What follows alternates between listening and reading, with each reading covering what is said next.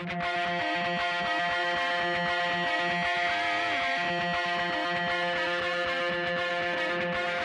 listening to the Roofing Success Podcast, a show created to inspire roofing contractors to achieve optimal success in their roofing businesses.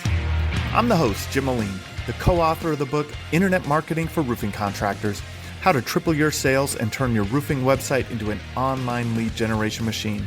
I'm also the co-founder of Roofer Marketers, the digital marketing agency for the roofing industry.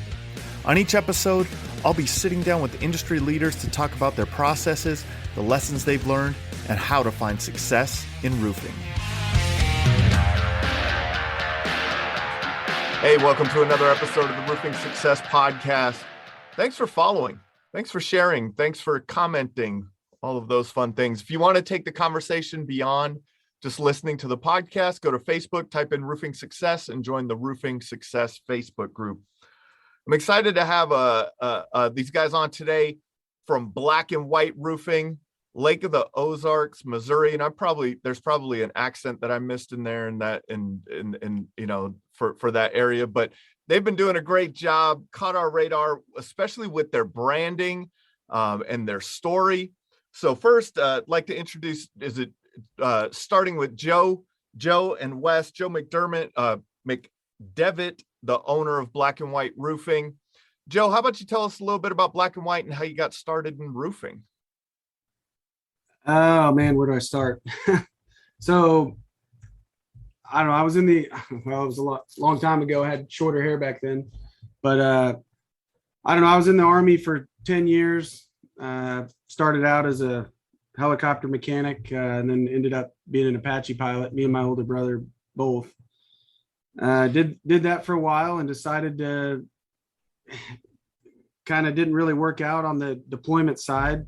I was kind of the last guy that was supposed to go, and my older brother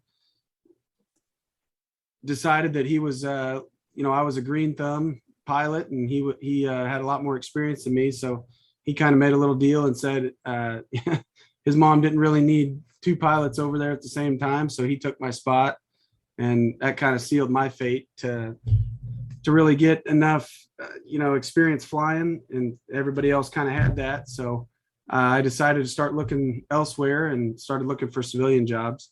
Found a job with a local roofing company, decided I was pretty good at it. And here I am. We're about 6 years old now. Won Missouri's Best a couple of years in a row and 147th in the country. And it's been going pretty great. Honestly, we have more leads than we can handle. Yeah. We need people we need sales guys. Pretty bad. And those are the types of things that happen when you really, you guys have done a great job, especially in branding yourself in the marketplace. I'm sure, homeowners see you all over the place. You guys do commercial and residential, or just residential? We've done a little bit of commercial, mostly residential, mostly stores. But people get to know you, right? And those leads start coming in. Do you still fly? No, I've been out as long as my hair, like I said. Okay. I've been out a couple of years now. It's been great. It was great. I got the t-shirt, but moving on past that, it had some kids since then, and decided to get into roofing, where it's a little more dangerous than flying helicopters. That's right. And Wes, how did you get into roofing, and how'd you end up over at Black and White? So I actually got into the industry about 6 years ago, about the same time Joe did. Started out as an independent insurance adjuster. It's licensed in several states. Kind of worked all different kinds of claims, from little water leaks to total losses and everything in between, which is wind and hail. And really enjoyed helping homeowners out through that process. And there came a time when I felt like I was kind of having my hands tied on the insurance side of things, and actually came in to interview with Joe and tell him I didn't want to work with a roofing company, until I found out that he was an honest contractor that kind of had the homeowner's best interest at mind. And we kind of teamed up, and I kind of helped him and his team and our employees and homeowners navigate the insurance process on the other side now. So back to helping people again to where I didn't feel like I was on the insurance side. So Yeah, it's tough on the insurance side to feel like you're being helpful. I mean, I guess, were you in the public adjuster or insurance adjuster? I was an insurance adjuster, and so I you was were an one of those independent. guys, huh? I worked for, at any given time, maybe 2 or 3 different insurance carriers. So How has that been, Joe? Because I talked to a lot of contractors that outsource their supplementing. They really go outside of their company to bring that knowledge in. How has it been having someone with that level of experience on the adjusting side on the team? I mean, I'd say it's worth its weight in gold. We've tried. I can tell you, we've tried everything. We know everything not to do in the roofing industry. That's guaranteed. Yeah, and those are the lessons. You got to learn the lessons along the way. Sometimes you learn, you're able to learn those lessons. So Wes, do you train all the sales reps then in the in their insurance restoration process and how to best identify damage and document damage and things like that? Yeah. So how to take proper pictures is probably the biggest thing, because our office staff and the insurance, when you're sending them photos, they're not on site. So teaching somebody how to take photos the proper way so they tell a story for somebody sitting at a desk is probably the best benefit you can teach somebody from the insurance side of things. And then just what we can and can't, get covered through insurance. But part of the problem is there's so much inconsistency with adjusters and insurance companies that you can't really teach what they will buy or won't buy. Some people say it's the roofer, some people say it's the adjusters and the carriers, but really it's kind of a mix of inconsistency. So it's kind of hard to tell a homeowner not to file a claim if there's any damage at all, because you may have an adjuster that just pays for it. So it's kind of hard to teach that. So have you started to understand maybe different carriers that have, if we see this carrier on the documents, we know, this is how we're going to go about negotiating this claim or filing this claim? So it changes every year. So you may have one insurance carrier that this works all year. And then 2022 rolls around and they don't operate the same way. So you kind of have to learn to change and adapt and try new things. But at the same time, you want to keep a list of who does what and how they do it, and try to be efficient. Yeah, for sure. In growing Black and White Roofing, Joe, when you started, I know the brand means something to you, right? So you thought of something that was meaningful to you in your life, and that's how you kind of expressed your brand. Can you speak to that a little bit? Yeah. So it's funny. I actually had the name Black and White for, I don't know, as long as I can remember. I knew I was going to start some sort of company someday. I just didn't know what it was. And with the story on how flying turned into this, but at one point I owned 2 houses, and I was kind of doing a lot of the remodeling myself, and I found out it was really difficult to call anybody, get them to show up, get a proper quote, get them to do anything right. And so I ended up just remodeling both of them pretty much myself, and with whatever buddies I could hire to help me. And one of them, I eventually flipped it, sold it. But that's kind of what got me into, hey, I need to, I want to start a roofing company, and I want to do it right. The way I kind of think is I've always thought this way in my life. It's black or white. It's right or wrong.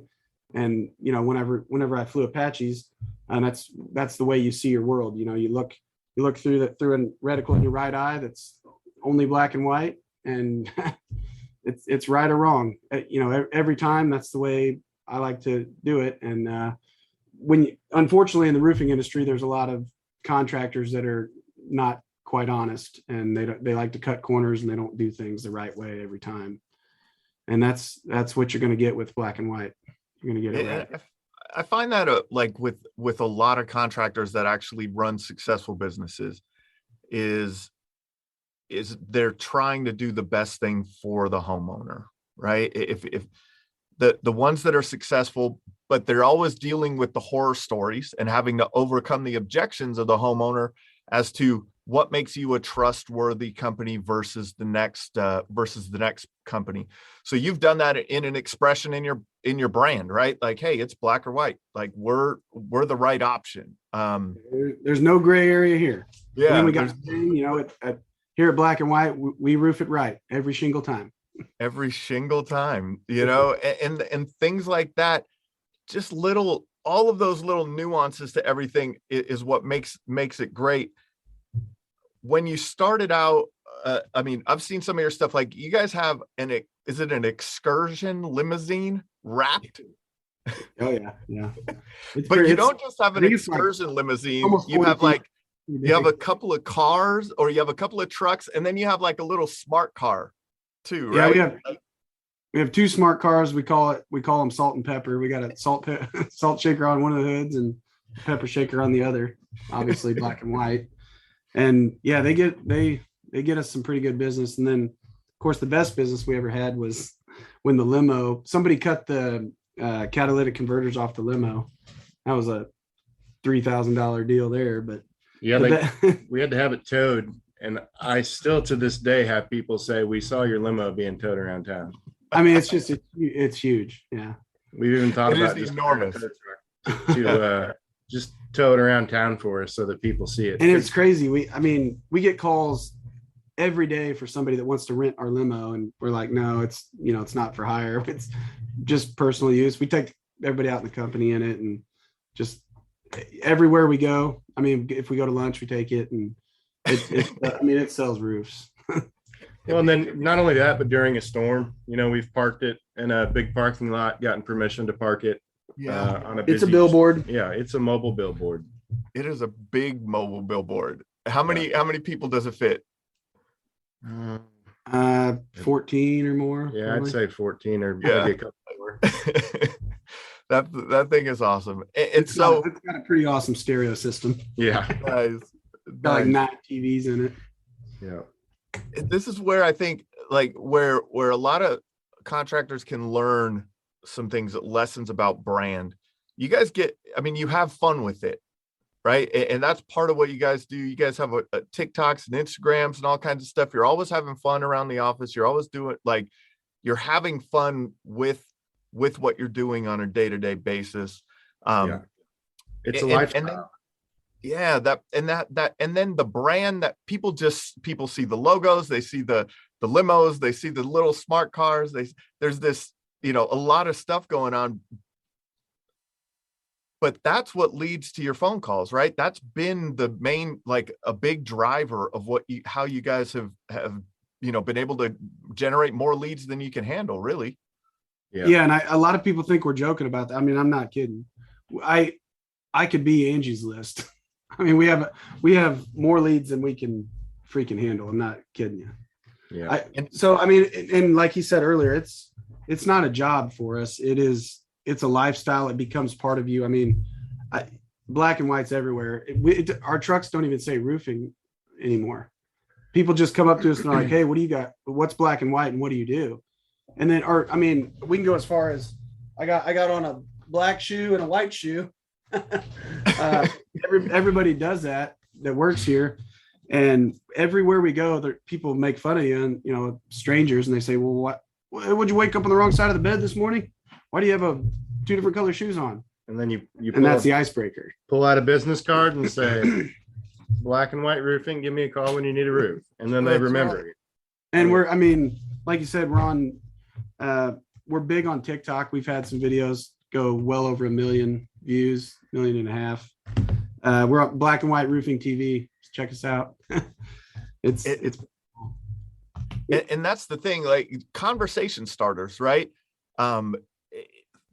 That's what it's all about, is just getting people to know who you are, what you do. But that little bit of intrigue, like you said, you don't even have roofing on the trucks anymore. Well, what do you guys do? People ask all the time, but it's because you have, everything you have, it's very nice branding. It's something that they're wondering about. You don't, it's not like a a beat up rusty truck with black and white on it, right? It's you guys have nice, you have a very professional appearance and everything that you do. And then I love that, the black and white shoe. Like, how?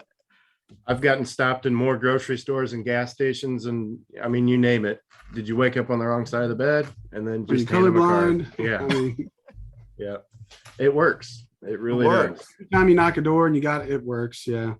Yeah, that's awesome. And I'd so recommend it for anybody. How did you come up with that idea?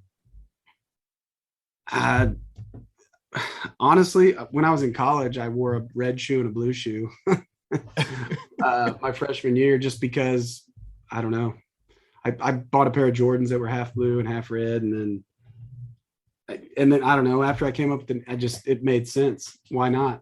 Be the loudest guy in the room, be different. I mean, you want to stand out. To be honest, when I started, Joe was the only one wearing a black and white shoe, and all the other employees, and opposite socks too. Yeah. I don't know if you saw that. Joe, everybody made fun of him and like, oh, whatever, it's dumb, it doesn't work. Well, I started wearing a black and white shoe, and everything he said that was happening, just like we said, they'd stop you, get a card, we'd sell roofs.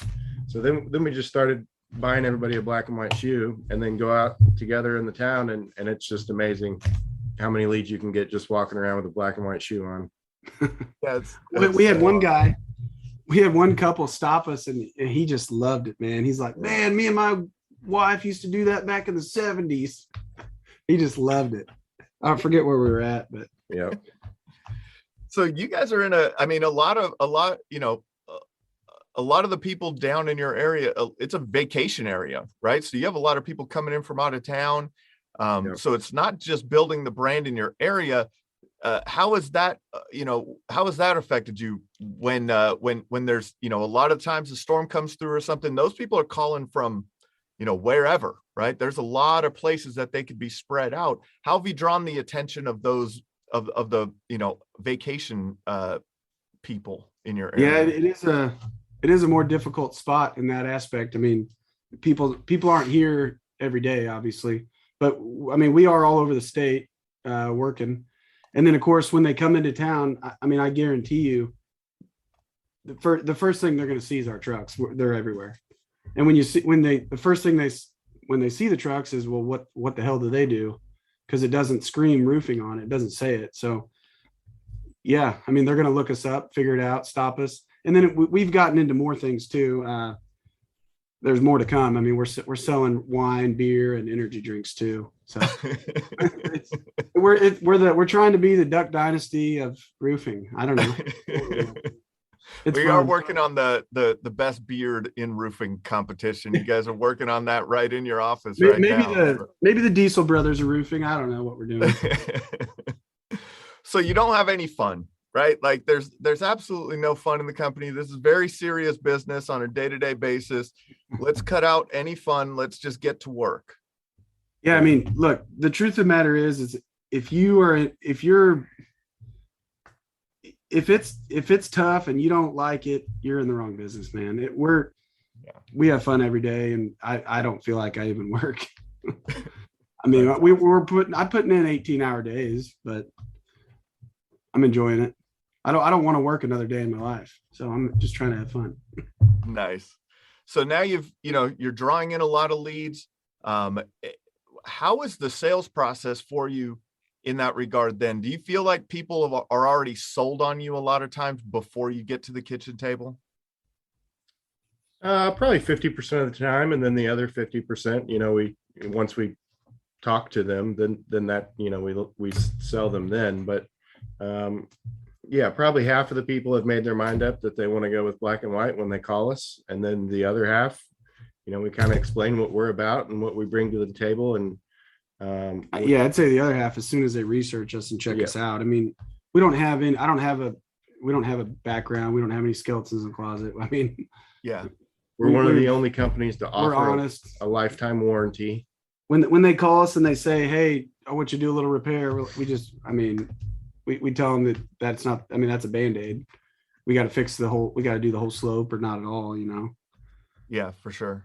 And you guys, I mean, you guys a lot have of done a people great job of getting reviews for the company too. So I'm sure that has a big impact on it. I mean, for a, you know, Yeah. small Most people just don't population ask. area. You got to What's ask that? them. Sometimes you just got to say, "Hey, let us know how how we did on Google." Yeah. You don't get what you don't ask for. You don't get what you don't ask for, right? Like, it's amazing. But more importantly, we've got like 50 million views on Google. I'm not going to get into the secrets on all that, but I mean, we got 50 million views on Google, and that really helps. Yeah. I don't pay $1 on Google, and we got organically, we're kicking butt. Like on your Google business profile, or your Google or more on your website side, what works best for you, or a combination of both? The Google business profile. Business profile. Yeah. Yeah. So I mean, it keeps us at the top all the time. Yep. Nobody's even close. I mean, I'd put money. They couldn't even compete if they tried. And that's a big thing. Let's talk about that, because I like your Google business profile used to be called Google My Business Listing. Yeah. Man, people call from there, right? Yeah. Like you're kind of still at the mercy of Google's algorithm. But if you do the things that Google likes, and you're able to show up in these, in the map section, around, and also have as good or a better reputation than your competitors. So you guys have a 4.9 star rating, 260 reviews. What's the closest company review wise or reputation wise around you? Like within 50, maybe. They're probably within some, I don't know, 50 to 100 probably. But yeah, if you're going to win, blow them out of the water. Yeah. I don't just want to win. Yeah. I want to bury you. Well, and so on that's actually, so I answered the phones for about 6 months and actually asked every person that called in how they heard about us. And Google's our number two call. Number one is the trucks. Number two is Google. And then number 3 is Facebook. Number 4 is, word of mouth. Somebody told me about you. But it's definitely trucks, Google, Facebook, word of mouth. But I mean, we're not doing anything else. We're not putting money into magazines or billboards or anything like that either. Again, I don't know. I'd maybe consider it, but I need more help. We need more help. Yeah. So we live in a party area. If anyone that's listening wants to live on a lake, and have a good time. Everybody in this area, it's like they've either got money and they don't need a job, or they don't want a job. Man, it's a tough thing these days, right? And it's not just where you're at, it's all over. But what kind of things are you seeing down there, as far as finding good people? I think the best way Joe has found to find people is go out to eat somewhere and just hire somebody working in a restaurant. Oh, that's doing a good job. 100 times better than putting out a thing on Indeed. Or, I mean, you got to talk to somebody and say, "Hey, mister, come here. You hate your job? Well, I'm going to show you how to make more money faster."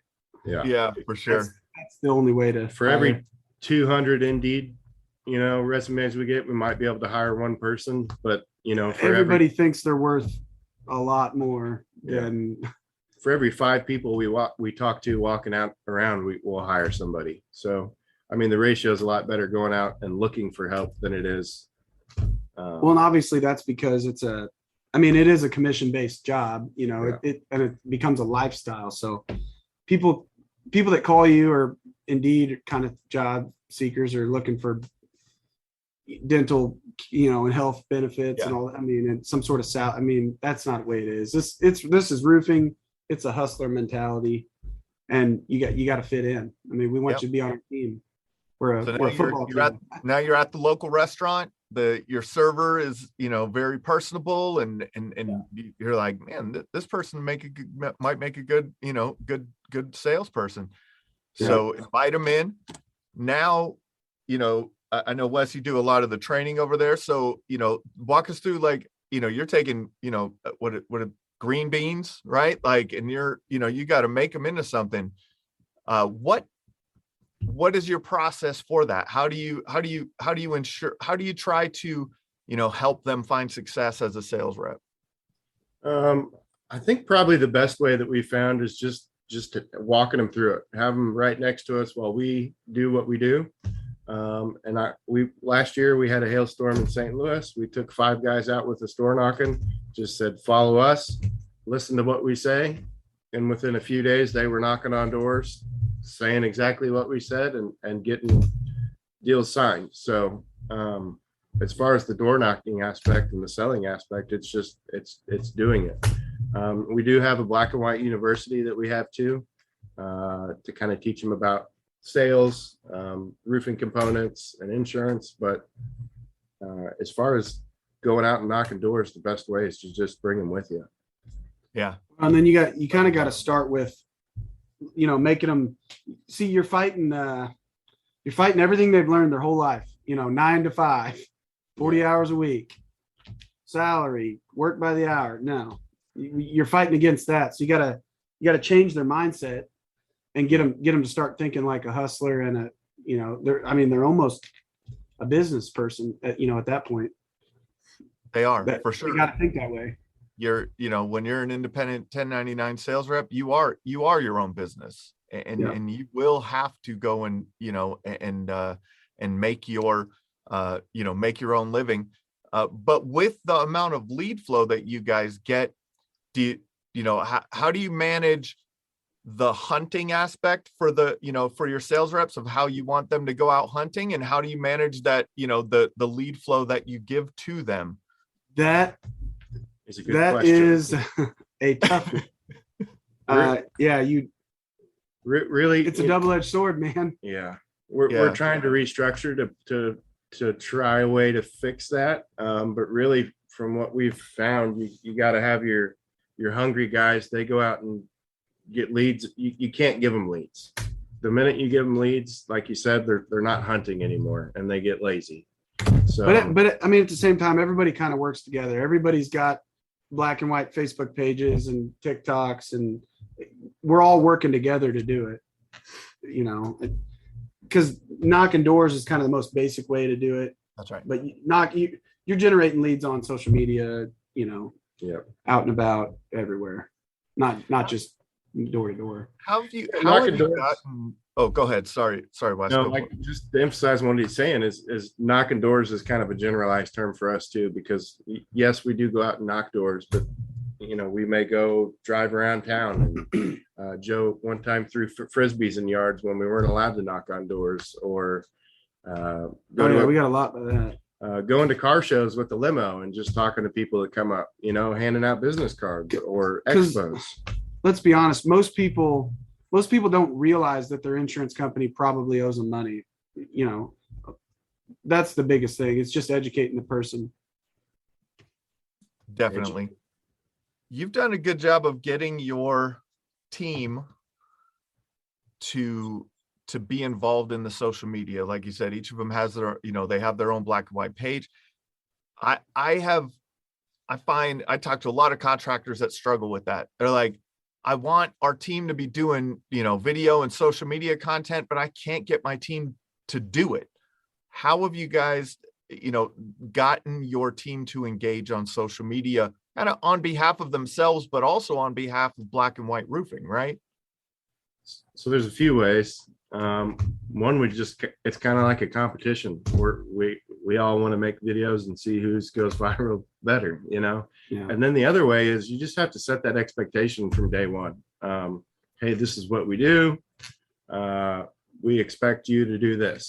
And you just have to set that expectation. Well, and when they see me getting leads like crazy all over social media, they're like, oh, I need to do that. I mean, there's no better way. I mean, you're one friend or one connection away on the network of social media to famous people. I mean, you know what I'm saying? You're real close to who knows who. It is. It's crazy. But one thing you said there, I want to just, for people listening, is first is expectations, right? There's an expectation that, hey, this is part of your job. And it blows me away how many contractors will not make that an expectation of the job. They're like, oh, well, I don't want to ruffle the feathers of my sales reps, or, if you're not doing what we're doing on social media, you're going to get left in the dust real quick. Dust. Yeah. Yeah. Yep. And then the other thing that you said, Joe, is you're leading by example, right? Like that's the other part of it, that if you are an owner and you are not leading by example, that may be why your team is not contributing to your social media. I have a friend, Nick Brandon from Hero Roofing. He's the same way. Like his whole team is always on social media and there's people commenting. They have a ton of engagement. It's because, but Nick is also always doing it, right? There's all, like, you have to be constantly, I guess, you know, when you lead by example, it shows. And then you're showing them the money, right? Because of the leads that you're getting from your social media, you're providing proof that this works. Do this, wear a white and black shoe because it works. Yeah. You know, come to the car show with us because you're going to get business. Everybody in the company's even wearing black and white gear after work because you'd be dumb not to. Yeah. It doesn't matter. It doesn't matter where you're at. I mean, my kids' sporting events, the school events, everybody needs a roof. Yeah, you should always be, no matter what company you're with, you should always wear their attire anywhere you go, because you will become known as that person who sells roofs. And just because somebody doesn't need a roof today doesn't mean in 5 years they're not going to remember that you do roofs and call you. I mean, you have to build your own personal brand as being a roof salesperson, you know? Yeah. Joe is the go-to guy to get a roof for all of his kids' baseball team parents. They're probably not going to call somebody else. They're probably going to call Joe because he's been throwing up black and white in their face for 10 years, you know? I mean, it's on center field. Yeah. It's on center field. Like you better call us. But that's the thing too, is like just getting people to know who you are and what you do. That's the first simple thing, right? Everybody, what do they say? Everybody knows 250 or so people or what? Like if you just got those 250 people, made sure that they knew what you did. Yeah. That starts it off right there. So what do you guys do anything special on production day? You know, flags in the yard, signs, you know, park the limo outside, turn up the stereo. I mean, all of our trailers have 4x8 black and white signs on them. Okay. And then we noticed right after we did that all the other companies started doing it. Look, if you start noticing that everybody's copying off you, you're doing it right, because that's what happens to us all the time. We also use a catch-all system. It's a nice banner. Yeah. Just to have the logo everywhere. If it ain't in your face everywhere. So something else we did a barbecue, got a pull behind trailer and had a barbecue in front of our customer's house, especially in neighborhoods where people walk all the time. We did a shrimp boil too. Yeah. We were handing out shrimp and burgers and pulled pork and hot dogs. And free food, man. We had more leads that day than we needed for the week. So, and it cost us a few $100, but I mean, that was a very good return on its investment. We do. Hell, one time Tech 9 was in town and I found out where they were eating lunch and we just went over there and paid for their meal. And then we got free tickets to the concert. And then during the concert, they did a shout out to the whole concert that we bought their lunch. I mean, that just awesome. You got to think outside the box, you know? That's awesome. There's so many, like, for people who are struggling to get leads for their business, there are so many ways. Right? Tell them to call me because I can tell them how to do it. Or just come down and work for you, right? Like there's no make it just needs to be fun, man. If it's fun, if everybody's enjoying their job, they're coming here, then they don't have to work a day in their life. It's that simple. Well, we found too, like giveaways on social media, the best thing that works is like a $20, $50, $100 you don't want to gift card. I gave away we've given away roofs, I gave away a Harley Davidson, we've given away lots of rifles, AR-15s, but the best best engagement is a Target or Marshall's gift card. $20 gift card. Yeah. Wow. No, there ain't nothing better. Yeah. Because all the women, man, they love. You get 1,000 comments. Versus an AR-15, right? A gift or card a Harley. or a Harley, right? Harley. And everybody thought that it was, I mean, we got some big jobs out of it. Don't get me wrong, but I don't know if they all thought it was just impossible to win or whatever, but when you run those, is it like, hey, comment here and we'll pick one of the names of the people who comment on the post? How do you do that when you're doing those competitions? I mean, we've done it 100 ways. Yeah, 100 like, ways, yeah. follow, share, subscribe, stuff like that. Yeah. We've been out to some voting events and, you know, passing out, you know, raffle tickets, and we've done the raffle thing, you know, live. And there's a bunch of ways to do it. Yeah. But yeah, getting the people on social media to engage and doing lots of giveaway. I mean, they love that. People love that. When did you guys start doing TikToks? Well, really kind of kicked off this year. We tried before and then stopped because we were concerned about the app itself. But then just decided, hey, we're going to give it a whirl again. Our facial recognition and whatever. That's right. Yeah. So too late. And really, it's just all about posting content. You never know what's going to go. So, and I guess more importantly than posting the content is just being organized with organization of all your content. Because if you're like me, I mean, you're going to have 10,000 videos you haven't even posted yet because you're so far behind. But I mean, we went on company trips, to ski trips to Vegas, to Nashville, to all the different roofing expos, Key West, New Orleans. I haven't even posted anything at Key West. The Dry Tortuga.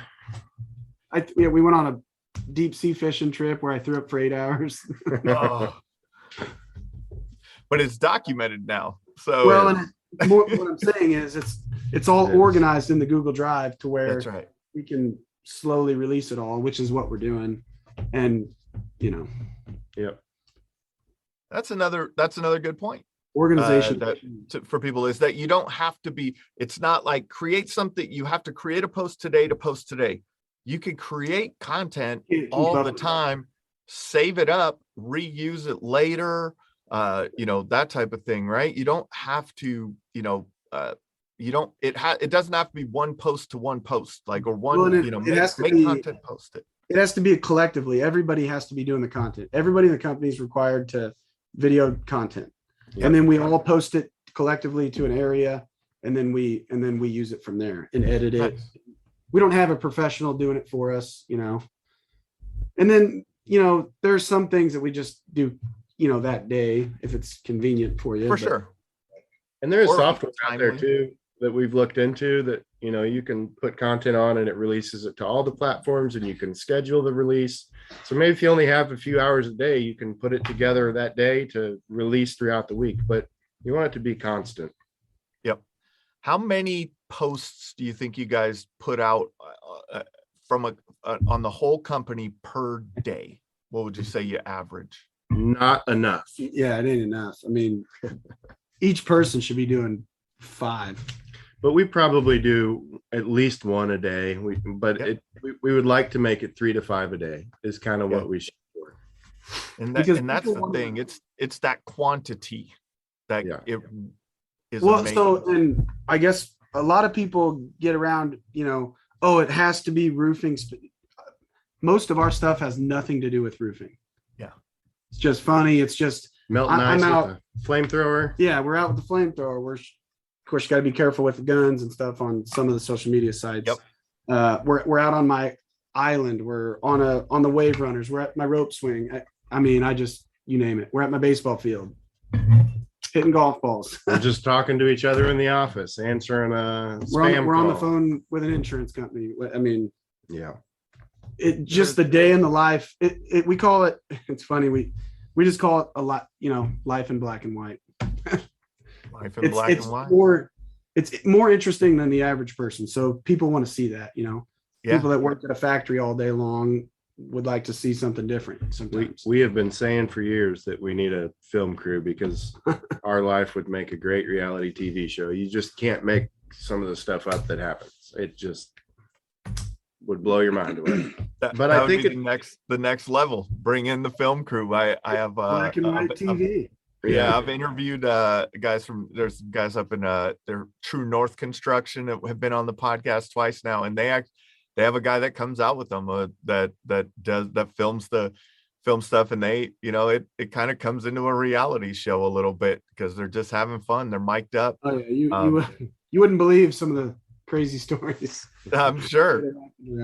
Well, and part of it probably comes with the industry. Part of it comes with the area that we're in. But yeah, there's never a dull moment. We can't have a day where we don't say a few expletives. What in the heck just happened here? What is going on? It is. I think it's the area, the industry. You only get one life, so we like to keep it interesting. Yeah, that's awesome, man. I love it, and that's having fun with it, expressing the brand, doing good work for people. Help really with a purpose and a mission behind it. Though also, you're not just screwing around. You're doing good work, right? That the quality of the work also comes through and makes an impression on those homeowners at the same time. And when you screw up, you gotta own it and fix it. That's a big one.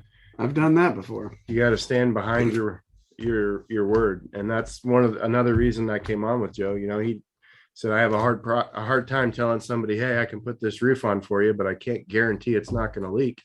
And I have a hard time, somebody calling in a few years later and saying, hey, my roof's leaking, and saying, oh, sorry, you don't have a warranty. No, we're going to fix it. Even if it's not something that we did, if it's a quick, easy fix, we're going to fix it and take care of the customer because they're going to tell their friends. Or if it's a new insurance claim, we're going to call and help them through the insurance process again. But whatever it is, you got to take care of your customers. For sure. And that's why you guys do a lifetime workmanship, right? Yeah. Well, right. We offer that. Yeah. I mean, that's something that, if you're thinking long-term, to me, in my opinion, like if you're thinking long-term with your company and you are doing your best, at providing quality work, and you're going to stand behind it, man, that seems like a no-brainer, right? Yeah. Like, well, I don't know why contractors don't do that more often. Well, and nobody else in the area is doing it. Yes. It also gives your customer peace of mind. I mean, that's one of my selling points is, we're giving you a lifetime warranty and we're going to do it right because we don't want to have to come back out and fix it. Yeah. When it rains hard or snows, I don't lose sleep at night. Yeah. But, I know we've done it right. We don't get the phone calls except from new people that we haven't worked for yet that say, nice. Help me. Nice. But it's been awesome, guys. Joe, if you had to share with our audience kind of the biggest, the biggest insight that you could share with how you found success with your roofing business and how maybe someone else could find success with theirs. I'd say, I tell every employee that comes in here, I say, look, I'm not looking to hire you as a employee. We're looking for teammates. And if you want to be first, get on my team. If you want to be second, go somewhere else. I mean, we're like I said, we're burying everybody. I'm not just going to win. I'm going to bury them in every aspect, not just one. Just grit, straight grit, hustle. I mean, you're going to make mistakes, work hard, make a lot of money, and learn from them. Just keep going. Awesome. Thanks, guys. This has been another episode of the Roofing Success Podcast.